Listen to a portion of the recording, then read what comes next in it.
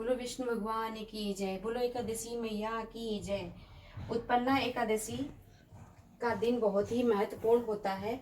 विष्णु भगवान की इस एकादशी में विष्णु भगवान की पूजा का विधान होता है। वैसे तो प्रत्येक एकादशी का अपना अलग अलग महत्व होता है, पर इस एकादशी के दिन ये एकादशी भगवान विष्णु के सोते हुए कांति से उत्पन्न हुई थी, इसलिए इस एकादशी का नाम उत्पन्ना एकादशी पड़ा।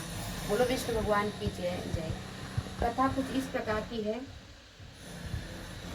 ऐसी मान्यता है कि यदि आप एकादशी का व्रत रखते हैं तो आपको उसके व्रत कथा का पाठ जरूर करना चाहिए, क्योंकि माना जाता है कि इसके बिना व्रत और पाठ के पूजा सफल नहीं होती है।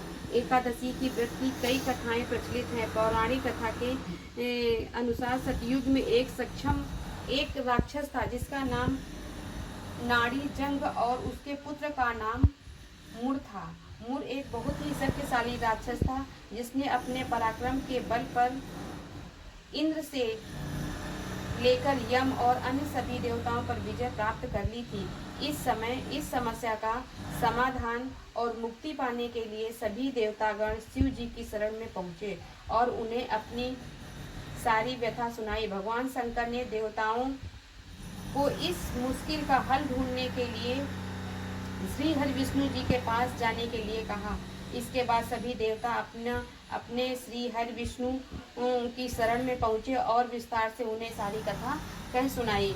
देवताओं की इस समस्या का समाधान निकालने के लिए भगवान विष्णु मुरु को पराजित करने के लिए रणभूमि में पहुंच गए, जहां मुरु देवताओं से युद्ध कर रहा था। भगवान विष्णु जी को देखते ही मुर ने उन पर भी प्रहार कर दिया। माना जाता है कि मुर और भगवान विष्णु का युद्ध 10,000 वर्षों तक चला। विष्णु जी ने अनेकों प्रहार करने के बाद भी दैत्य मुर को नहीं मार सके और उसे हरा नहीं सके। युद्ध करते करते जब भगवान विष्णु थक गए तो वो बद्रिकाश्रम गुफा में जाकर सो गए। इस पर दैत्य मुर भी उनका पीछा करते करते उस गुफा में पहुंच गया और भगवान विष्णु को सोता हुआ देख थोड़ी देर वहां रुका और उन पर प्रहार करना जैसे ही चाहा, वैसे भगवान विष्णु के शरीर से एक महातेज निकला। उस तेज में एक कन्या के रूप में एक स्त्री वहां प्रकट हो गई, जो मुर से युद्ध किया और मुर को वहां पर पराजित कर दिया, उसे मार दिया। तो भगवान विष्णु के जो कांति से उत्पन्न हुई थी, इसलिए उत्पन्ना और तिथि एकादशी थी, इसलिए उत्पन्ना एकादशी पड़ गया। लोग इसे विधि विधान से इस दिन इसकी पूजा करते हैं, भगवान विष्णु की पूजा करते हैं, साथ में एकादशी माता की पूजा करते हैं। बोलो एकादशी माता की जय।